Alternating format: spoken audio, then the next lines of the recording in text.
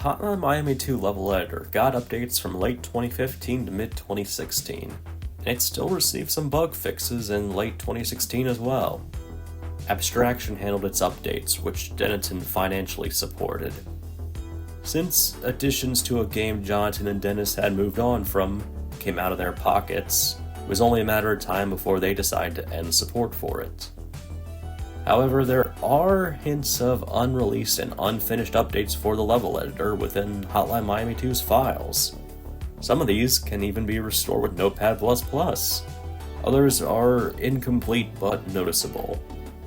There are extra possibilities that could just be incorrect guesses too. So here's a list I've compiled of possible additions to the level editor, from the ones I'm most confident about to the ones that I'm least confident about. The first section is going to be the additions I'm almost certain were going to be added to the level editor. First of which is the idle police talking enemy. This is one that's hidden within the police and guard menu. It functions perfectly. It's an idle enemy for the police faction. He appears talking, though you can modify his sprite with Notepad++, and he still functions. He's a gun sort of enemy. If he spots you, he'll pull out a shotgun or a 9mm and start attacking. You can add him with Notepad++, and he functions just fine. This feels like it was almost done, and it is, again, it's in the editor's menu. It just doesn't have a correct placement with that, so you have to add it through Notepad++. The second one I'm almost certain about is support for Jacket fighting the police. This was a feature in the first game, and fans requested that it return in the second. Seems like it almost did. There are sprites for Jacket using the 9mm baton and taser, which are weapons exclusive to that faction, or used by that faction, not the Mafia. The baton works fine, as does the taser. The 9mm for Jacket kinda works, but it's broken. The first shot fires, but then it turns into a silencer with 14 shots left, or one less than the total that you used. It gives me the feeling that if they're gonna add support for Jacket using these weapons belonging to this specific faction, then the police were going to be added sooner or later as a tribute to the first game. Since, I mean, they could have added the 9mm and, like, the chain or something if they wanted to let Jacket fight the gangs. But this is a very specific weapon combo right here. A third that I think we almost got were Colombian Dodgers for the writer, or Evan. This is the only other enemy type that can be knocked out. If you put Colombian Dodgers in a level with Evan, he can take them down non-lethally, or you can go lethally on them. But he doesn't have sprites breaking like he does when fighting other factions. This actually works. And there's even a hidden test map that features Evan fighting Colombian Dodgers, which gives me the idea that Dennaton were at least testing out this theory. Since the Mafia didn't have their own Dodgers, the Colombians kind of fill in for them in hard mode, so it would make sense to add them in the editor, at least for the writer. The fourth is an explanation for the score system. This was actually promised by Dennaton on their blog on December 10th, 2015. We never really got an explanation as to how the game handles its scoring. You can surmise that high combos give you a good score, there's a bonus for completing a level in a certain amount of time, but beyond that, it's kind of hard to make sense of what gives you higher points and what gives you lower points beyond combos. Well, an explanation was apparently in the works, and it never came. It's a little disappointing, but scores aren't exactly a huge deal breaker in the level editor. Nothing really comes to them, and it's kind of tough to make a level be consistent about the max score for an S rank. Up next is the second tier, which I call the likely tier. I think it's likely these would be added, but I'm not as confident as the above tier. First of which would have been placeable acid for Jake. This is because it appears in the weapons menu, and you cannot add it.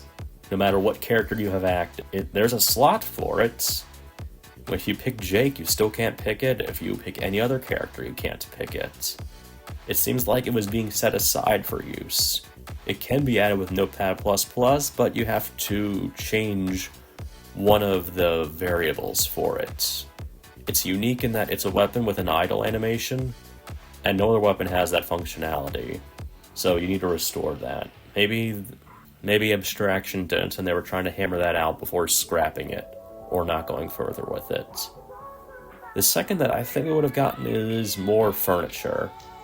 There are a lot of items that go unused in the editor. I have two entire sections on cut furniture items and things of that sort, a lot of which work perfectly with their values existing. Some are less functional and require subbing in another furniture item's object value, for instance. But these ones work fine, and it gives me the feeling that maybe this is going to be added in the future. Because there were updates that added more stuff like that. There was an update that added more walls, like the breakable walls and the subway walls. There were updates that added additional furniture, sprite frames. So it would have been unprecedented. I feel like it would have been a matter of time before this stable furniture that never made the cut got added in. And the last of the likely section is the idle guard with baton. This is an enemy type that appears in release. He is exactly as you'd expect him to be. He's an idle melee enemy for the guard faction. He has a baton that he waves menacingly. When you get within view of him, he'll charge at you with a baton and attack. The only exception is he can't see you through windows. But if he spots you anywhere else, including through construction walls, he'll go after you. Since guards are pretty limited on their weapons, he'll only ever pull out the baton. This enemy doesn't have issues, works fine, and it would have given guards an extra enemy type. Wouldn't have really required additional work as far as I can tell. It works just fine in the editor when you add it in. There are no clear-cut signs it was going to be added. I mean, it's not like the idle talking enemy where there's a listing for it, but it seems like all the work for it was basically done. It's a likely candidate for being added. I guess I just never got around to it. This next section I call educated guess. I think that these could have been added. There are mentions of them, and they would have been plausible additions, but I'm not certain if that is the case. I'm 50-50 on these. The first is a choosable hammer or sledgehammer weapon for the hammer. This is because the promo photo for HM Hammerin features him carrying a sledgehammer. It seems like they'd consider that option. It's funny that the pig butcher gets to use a hammer, but the titular hammer himself doesn't get one. I mean, if they wanted to save time, they could have just given him the hammer that the pig butcher uses. But there's no sort of hammer weapon for him, even though it seems like that was in consideration. The second that I'm 50-50 on is a placeable axe for the Rat, or Richter. This weapon works fine for him in demolition, and it even has the unique ability to break walls apart, which is really cool. Not many levels take advantage of that, and that's sad, honestly. It's not selectable in the menu for Richter, though it is for Jacket, and if you change the level's character ID to Richter within a Jacket level, you can place down the axe for him and it'll work just fine. So makes me believe that maybe this would have been added eventually. So he gives Richter some more unique abilities beyond sucking in combat. It's amazing how his special abilities that he is gimped, especially his prisoner variant, when it comes to gun accuracy and firing rate. This would have been a rare positive ability for him. The third that I'm 50-50 on is the knife-only option for Beard, or the Soldier. This does not appear in campaign, but there are full sprites existing for it. It functions perfectly, it causes no issues with the Soldier enemy faction, and it could have just been added to the starting weapon option in the menu.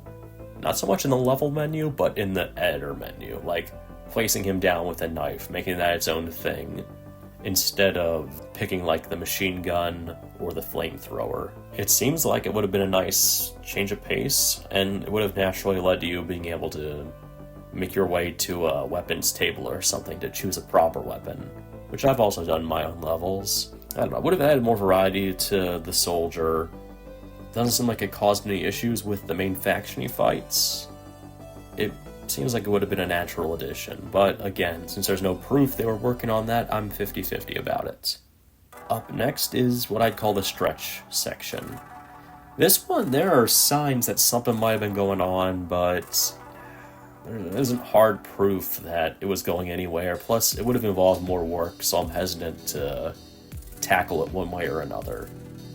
One is support for police fighting the fans, vice versa. It's a little strange. If you've ever played End Times, not to toot my own horn, but that's the first place I came across this. Corey and Mark have working executions against the police, specifically when using the pipe, chain, club, bat, and knife. If you use their default executions, they break, but against the police, for some reason, this works fine. Trying to execute another faction as a character who can't fight them almost always causes a black square to show up, followed by the default enemy's death sprite. But not for them.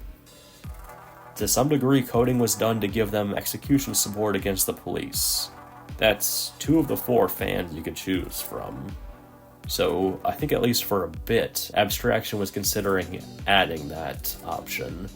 That would have required a lot of work. I know Tony can't execute police enemies on the ground, but man, that would have been really cool. And that stuff they have, the leftover coding for executions, that doesn't feel insignificant. There's something very similar to that, which is Pardo versus Mafia support.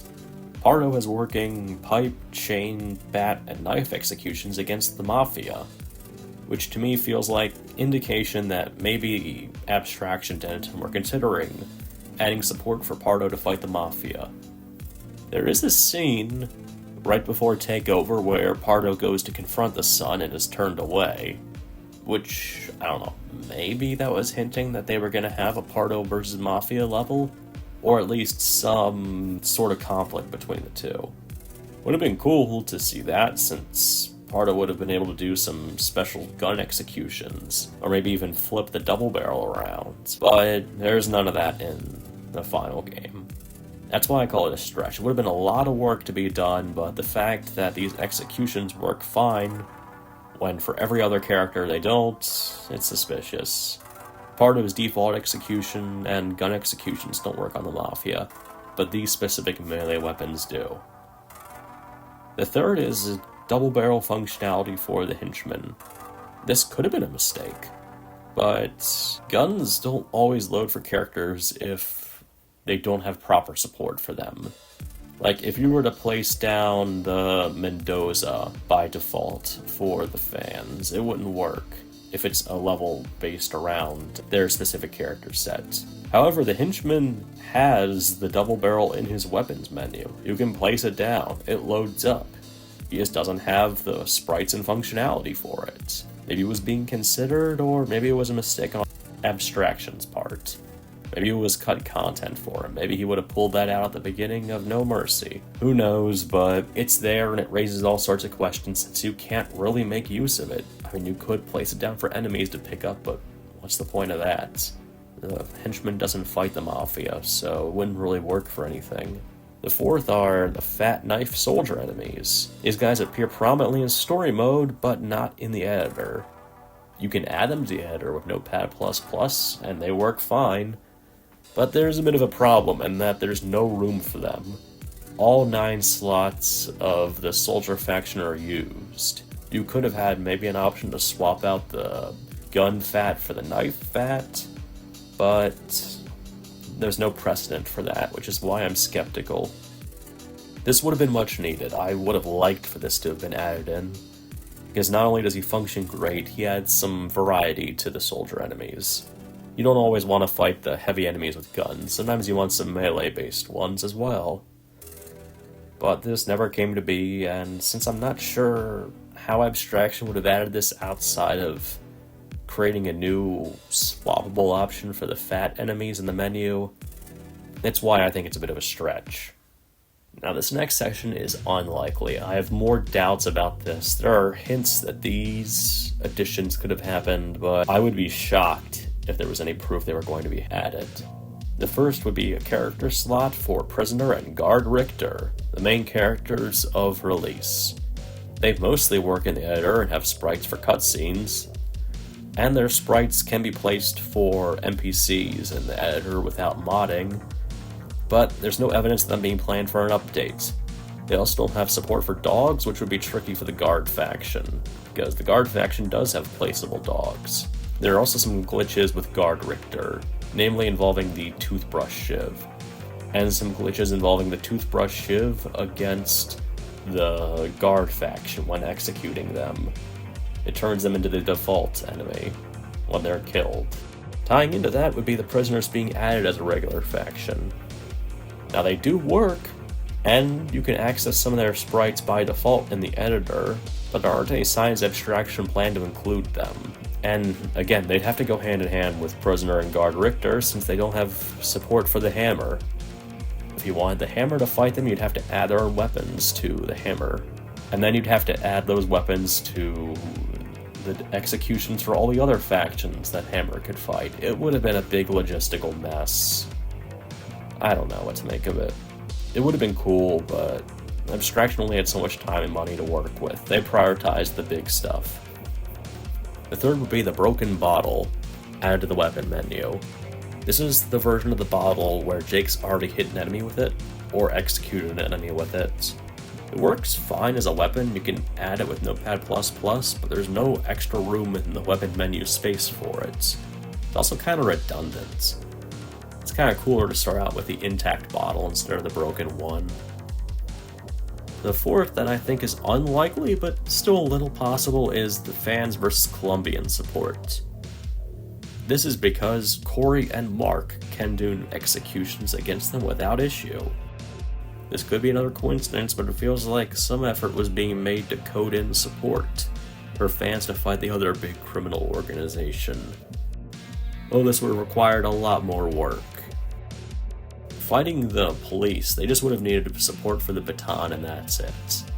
If you add in the Colombians, then Corey and Mark and Ash would have needed their own sprites for the Mendoza and Fame. And Mark and Corey would have needed support for the machete. Then that would have required their own executions to be added to the Colombians. It would have been messy. Would have been cool, but it would have taken a lot more work than fans versus police, which seemed like it got much further. The fifth and final one is kind of simple. The idle mobster with a silencer on the phone. It's another version of the idle phone Mafia guy. This one appears in Hard News. He's a mobster with a silenced handgun in one hand and a cell phone on the other. The editor version of this just has the cell phone before he pulls out the silenced pistol. You can add it with Notepad++, but it's redundant.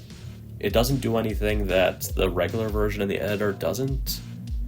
So I feel like while this does have merits for being added, other things should probably take priority.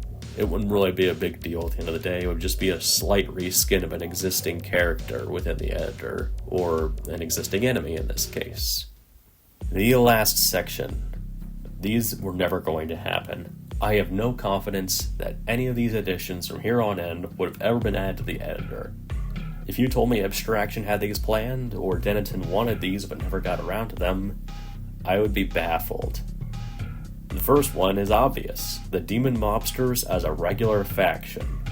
They're far too situational, far too buggy, and they require the use of filters that can impact performance on lower NPCs. Not to mention that only specific characters can fight them in specific situations. The Sun can only fight them with the first filter active, then you have to use the unique version of the Sun to fight the fat ones. And even then you can't fight them with the axe, because if you do so, you'll just kill them very easily. The fat enemies don't have any resistance against melee weapons after all. The second would have been the tutorial enemies, or the Midnight Animal victims, being added as a regular faction. Only one character can really fight in a lethal way. One enemy type will crash when you execute them, which is the girl enemy. There are far too many sprites across the board to deal with. They're very situational. Only the Pig Butcher can fight them, and they just have too many issues tied to them. They are neat, but they would have required some massive fixes and reworks to function in the editor. The third thing that I think was never going to happen were the glass jar, toothbrush, shiv, and big pipe being added to the weapon menu. Because they're limited to 2 specialized characters that I'm already on the fence would have been added, and the weapon menu is pretty filled as it is. There's no room for them. They'd have to expand the menu beyond what it is, which I suppose would be doable, but again, a lot of work for something that would have only been used by one faction and 2 very specific characters who are basically reskins of each other. The fourth would have been a character slot for the special drugged version of the Sun, LSD Sun, who appears in Apocalypse. This one would have been a nightmare. By default, his ground executions crash the game, and he requires the use of both of the filters for Apocalypse to work. And even then, the enemies he would have fought would have been extremely limited. I don't see any way they could have gotten this guy working, again, outside of major reworks. And that would just be adding more time and money to a project that Dennaton seemingly wanted to wrap up. The last is the MP5, adding it to the weapon menu, fixing it up for Jake. It seems to have been scrapped pretty early in development. It does work for Jake. You can place it down, you can pick it up and use it. It's got 32 rounds of ammo, fires full auto, but the ammo counter doesn't show up when you use it, and it just uses the 9mm firing sound, instead of its own unique firing sound that's given to Mark and the Sun. So it feels like maybe it would have been the original version of Irvin's weapon. Maybe Jake would have gotten an MP5 instead of a nail gun. If so, the change is honestly for the better. The nail gun is more unique, and it has more use than just a regular automatic weapon. It's unfortunate the MP5 wasn't finished up and given to Jake, since that was a cool weapon in the first game too. But I feel like there would have been a lot more fixes needed, and at the end of the day, both teams involved with this just kind of wanted to wrap things up and move on. There was no room for the MP5 in the weapon menu, and even then, the only character who could have used it needed some fixes for it, so it went by the wayside, along with other features. I'm very happy with the way the level editor turned out, but you can always wish for more and always desire more.